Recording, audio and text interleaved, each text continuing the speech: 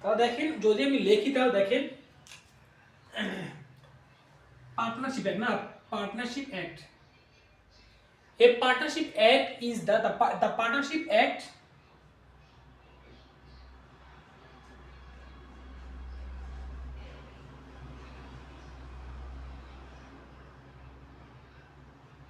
the partnership act is the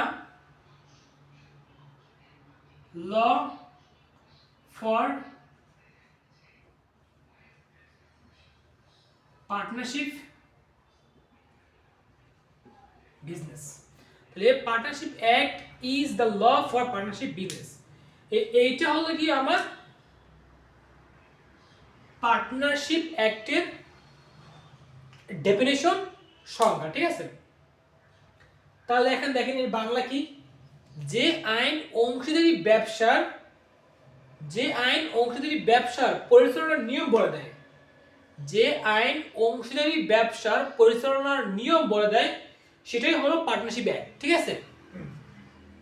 এখন দেখেন এই যে পার্টনারশিপ অ্যাক্টের একটা কেস রেফারেন্স আছে, ঠিক আছে, বা এই পার্টনারশিপ অ্যাক্ট যে হবে, এই যে পার্টনারশিপ অ্যাক্টটা যে হবে, এই পার্টনারশিপ অ্যাক্টের একটা আপনার ডেফিনেশন বা সংজ্ঞা আছে, কি দেখেন, বা কেস রেফারেন্স আছে, Cox versus Hickman, Cox versus Hick, এই যে হিক ম্যান, হ্যাঁ, যার কি দেখেন reference Cox versus Hickman, Cox versus Hickman. এখন দেখাই নেই এই Cox versus Hickman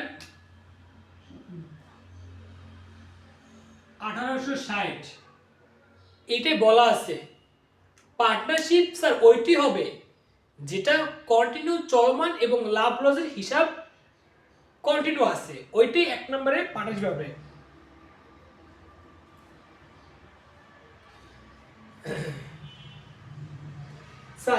sir Cox versus Hickman 1860 এর একটা প্রতিবেদন আছে যে ব্যবসার ক্ষেত্রে শুধু বা পার্টনারশিপ বা অংশীদারির ক্ষেত্রে শুধু লাভ লস ভাগ করলে হবে না, সেটা কন্টিনিউ এবং চলমানের চুক্তি থাকতে হবে, যে এটা চলমান আছে, তাহলে যেটা চলমান আছে ওইটা থাকতে হবে, ওইটার চুক্তি থাকতে হবে।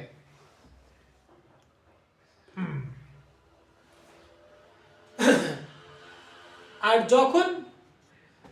যখন লাভ লসের হিসাব এবং চুক্তিটা থাকবে, হ্যাঁ, তখন আপনার গিয়ে এটা কন্ট্রাক্ট হিসেবে গণ্য করা হবে কক্স ভার্সেস হিকনেমের মত অনুযায়ী। তাহলে Cox versus Hickman, COX, Cox versus HIC Hick, MAN Hickman 1860, হ্যাঁ 1860 এ বলা আছে।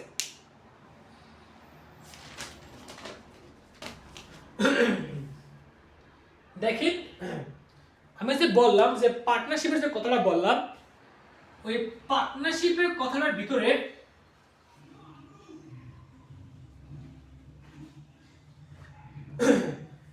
দেখেন আমি যে পার্টনারশিপের যে কথাটা বললাম, হ্যাঁ, ওই পার্টনারশিপের ভিতরে কি আছে দেখেন,